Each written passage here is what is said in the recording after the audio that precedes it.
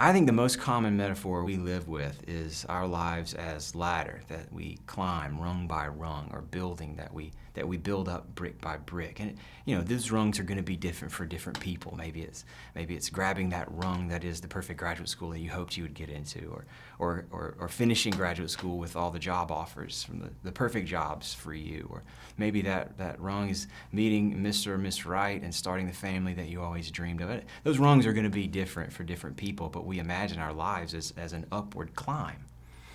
We imagine that wall taking shape brick by brick by brick. And so those next rungs or those next bricks capture a lot of our attention and our affection. We live for them in many ways. And Jesus doesn't actually promise us that we will reach that next rung.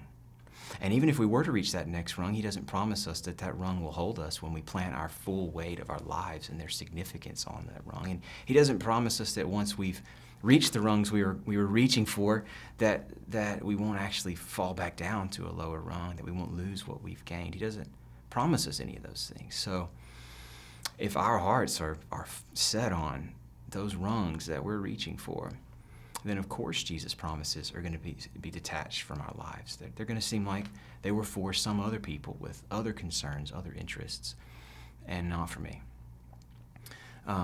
But if we recognize that that's not the right metaphor for life at all, that we're not all climbing ladders rung by rung towards the top, we're actually slipping and sliding our way down an ice-covered mountain towards a cliff that we can't avoid. That every moment, every breath takes us closer to that cliff, and that there's nothing we can do, nothing we can accomplish, nothing we can hold on to that will keep us from that end. Well then, if we see our lives that way, through the truth about death, then Jesus' promises begin to take on an entirely different tone for us.